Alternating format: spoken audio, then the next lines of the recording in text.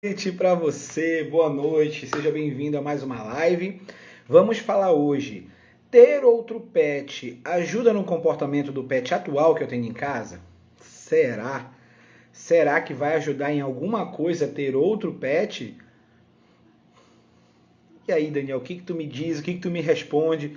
Bom, eu vou dar uma chamada aqui para algumas pessoas, tá? Para participarem da live aqui junto com a gente, né? Para vir aqui dar uma ouvida, para poder entender mais ou menos como é que funciona.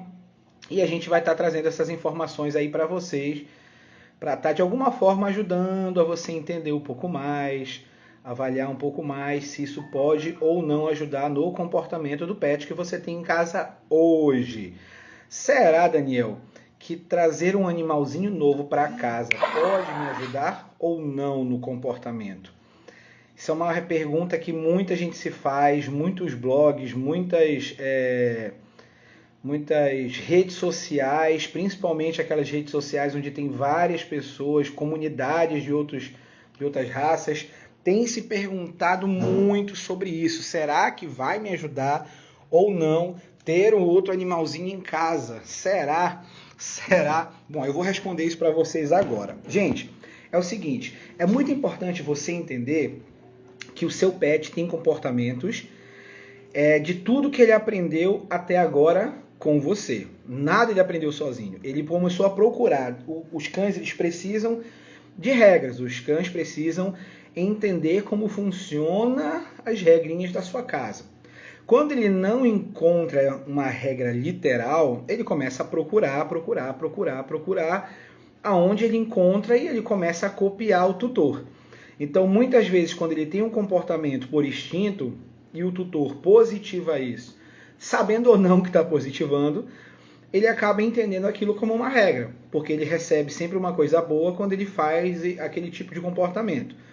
Por exemplo, um comportamento muito comum é quando o tutor chega, o cão fica alegre, excitado, pulando e é recompensado pela atenção do tutor, porque o que ele mais quer é a sua atenção. Então, se na hora que você chega em casa, o seu cão está extremamente alegre, excitado, pulando, latindo, chorando, ou qualquer coisa que seja, e você dá atenção para ele, pega ele no colo, toca nele, e você premia esse comportamento. Então ele entende que aquele comportamento é o correto. E na maioria das vezes os tutores não gostam, porque isso pode incomodar a visita, por exemplo. Alguns cães ficam tão excitados que fazem xixi, né, de tanta excitação, às vezes latem, incomodam, pulam, às vezes você, sei lá, teve que sair, voltou para casa com uma roupa do trabalho, o cão pode acabar te sujando, te arranhando, rasgando, descosturando roupa, vestido, qualquer coisa nesse sentido, porque ele está pulando, ansioso e alegre, porque você chegou lá. Aí você fala, eu não quero que meu cão aja assim, mas na verdade você pediu para ele agir assim, você ensinou ele a agir dessa forma. Então ele tem um comportamento hoje por conta de tudo que ele aprendeu. Então se ele tem esse comportamento, não é um outro que provavelmente vem ou já com a educação formada em outro lugar, ou sem educação nenhuma, para modificar esse comportamento. Um irmão pet ajuda em inúmeros aspectos, mas não na mudança literal de um comportamento. Lembra, gente, o seu cão, de forma básica mesmo, o seu cão precisa fazer exercício físico, ele precisa gastar energia. Isso é de extrema importância para os seus pets. Eles precisam gastar energia, eles precisam jogar fora a energia que eles têm acumulado no organismo dele.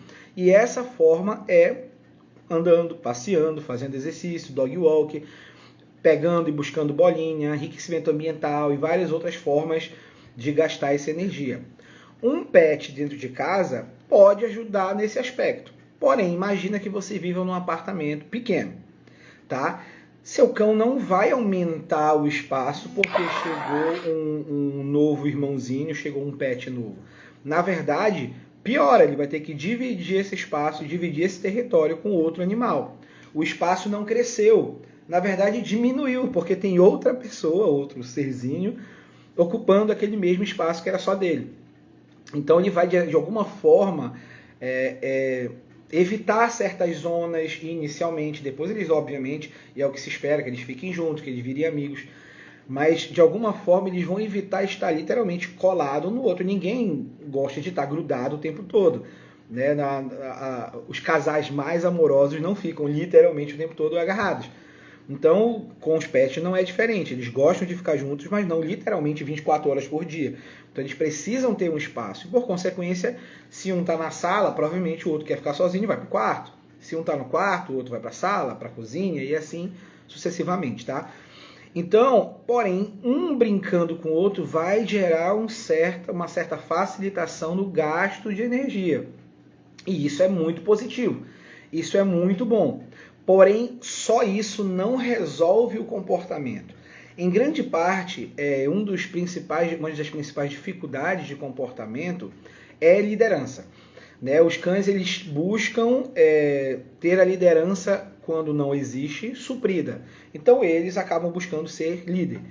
Né? Você aí de casa que está sentindo que o seu cão manda na sua casa, faz xixi cocô no lugar errado, tem dificuldade de te obedecer, né? de você direcionar ele para fazer alguma coisa e ele não consegue, sobe no sofá, sobe na cama e morde tudo, morde a sua mão, rosna para você, quando está com a comida não quer que ninguém chegue perto, pode estar trazendo certa liderança para ele está assumindo essa liderança.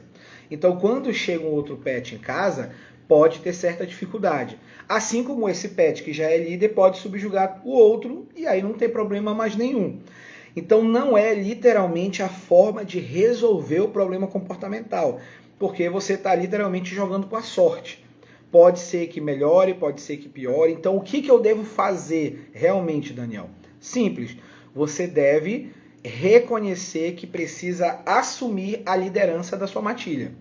Porque é assim que eles entendem você. Você, seu marido, seu filho e ele, todos são matilha. Então, a partir do momento que você assume essa liderança, que ele entende que ele não é dono de nada, eu já até fiz um vídeo aí anteriormente falando sobre isso, seu pet não pode ser dono de nada. Se ele é dono de alguma coisa, ele é dono de tudo. É assim que funciona a mente do cão.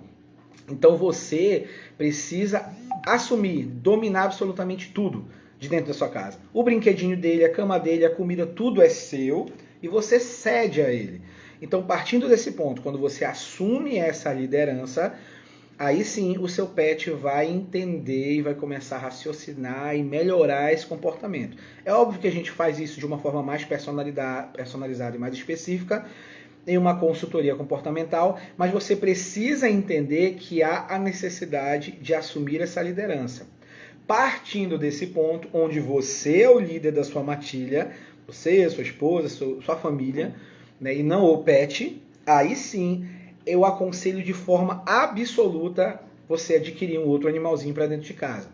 Porque aí sim ele vai conseguir dividir essa energia, canalizar essa energia, brincar e entender que os dois não vão disputar a liderança, porque já existe um líder, que é você. Certo?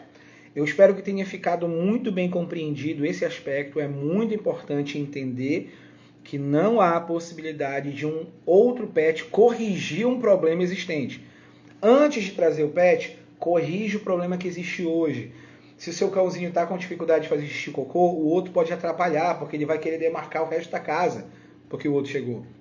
Se o seu cãozinho tem dificuldade de posse, ele tem posse sobre você, sobre seu filho, sobre qualquer área da sua casa, um outro pet entrando vai ser alguém para disputar essas áreas, esses setores, e a posse pode aumentar, pode amplificar.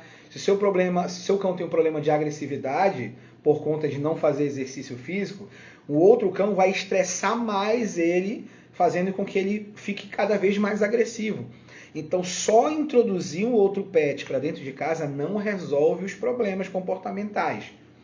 Porém, se você resolve os problemas comportamentais, é extremamente aconselhável que você realmente traga um outro pet para dentro de casa. Porque aí sim ele vai se sentir companhia, que muitas vezes muitos tutores, infelizmente por conta do trabalho, precisam se ausentar de casa, o cão fica sozinho, e nesse momento ter um outro parceiro, um outro irmão na família pet, ou dando essa companhia para o seu cãozinho, para o seu gatinho, pode fazer absolutamente toda a diferença para ele. Ele vai se sentir muito mais confortável com isso.